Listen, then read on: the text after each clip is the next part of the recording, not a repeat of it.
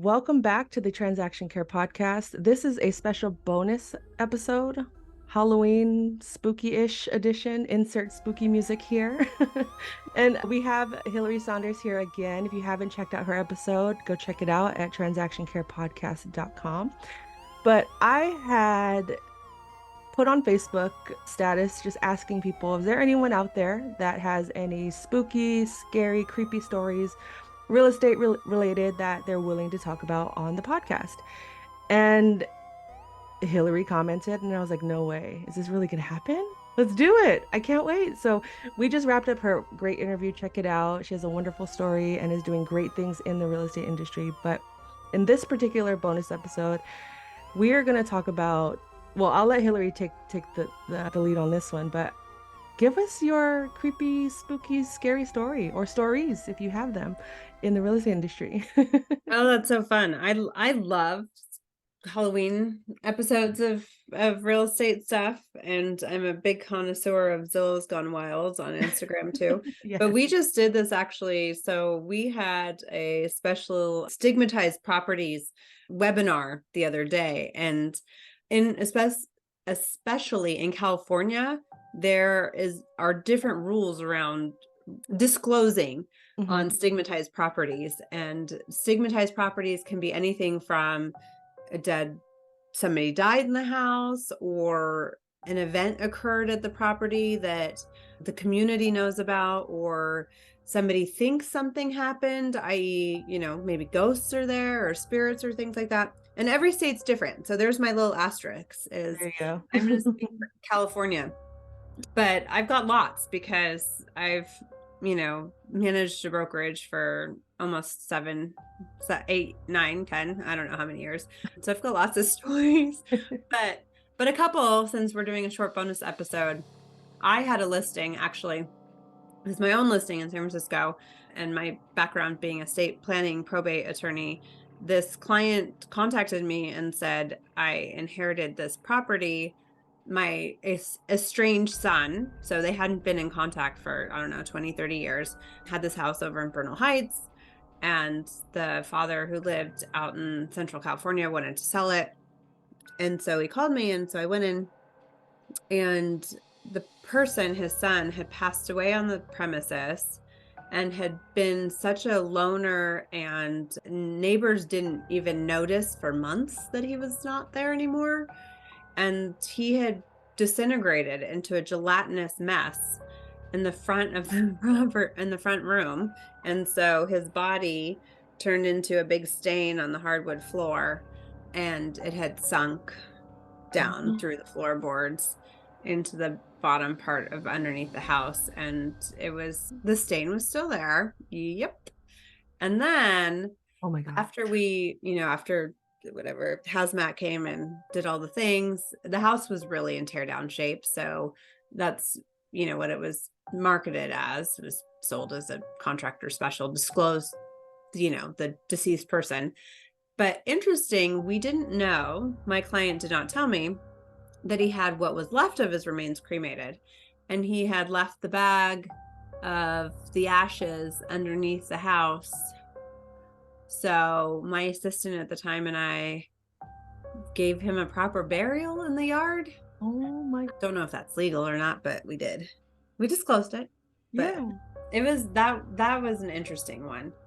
We also, one of my managing brokers, he also experienced something back in REO days. He was showing a property out by Placerville, Central California.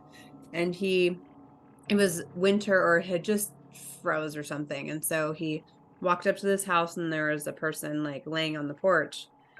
Well, the person was dead. He had froze overnight, I think. Oh my God. And so he had to call the authorities and remove the poor deceased person off the porch. And now banks don't have to disclose anything, right? So they're exempt from all these things. But since he had actually shown the house, he had to now disclose that someone died on it. These are the things that you don't read in the real estate books when you're getting your license. These are. No, and everybody's afraid of it because, in California, you have to disclose if someone died within the last 3 or 5 years. Right. Great. But the key is that if the neighbors know, you better disclose something, because they'll talk and then the buyer will not know. We had another one just recently. Well, we're actually, the story is in Marin, this landslide happened and it came down and it ruined this house and killed one of the occupants. And the next owner who bought it shored it up, made it this beautiful mansion. It's gorgeous. And enough time had passed so they didn't have to disclose that the occupant was actually killed there. But all the neighbors, and it was so notorious, it was in the papers and everything. And so that also makes a stigmatized property, right? Because Right. there is some stigma attached to the property, whether it's good, bad, ugly, doesn't matter. Same with like the picture behind me is of one down in LA that was a double homicide. Yeah. Wow. Wow. And you're still in it. You're still here. I love it. There's, awful things happen, but you got to represent those properties just like you would any other. And it's important to tell the truth of what you know, because the chances are very high that if somebody finds out you didn't, it'll come back to you. Exactly. And she's also an attorney, so she knows. I've been in numerous litigations where somebody didn't say something. So yeah. Yeah, this is definitely not only the spooky side of real estate, but the real, putting the real in real estate for sure, because you just never know what you're going to walk into, and disclose is just the key to saving your behind in any of these situations. And as much as I'm sure you wanted to turn a blind eye to all of this, you just can't, right? And unfortunately, now it's also ingrained in your memory because here we are telling the story. Oh yeah, it's like burnt into my memory. But there's plenty of things like it's so fascinating because each state is different. Like in Texas, I don't even think you're allowed to disclose if someone died on the property. Like it's Wow. the thing.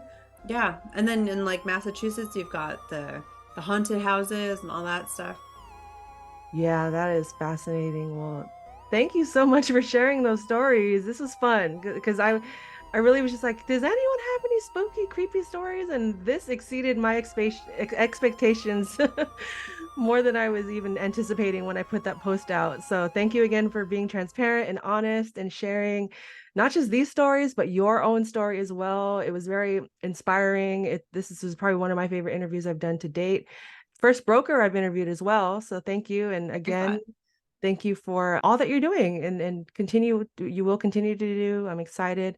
Go to side.com to learn more about Hilary and her team and the squad and everyone out there just changing the whole real estate industry. And yeah, share your favorite spooky stories in the comments or wherever. Give us some tips on how to survive these things and not run away on the spot or on the job. And Hilary, thank you again. I appreciate you. And we will talk soon, everyone. Go to transactioncarepodcast.com.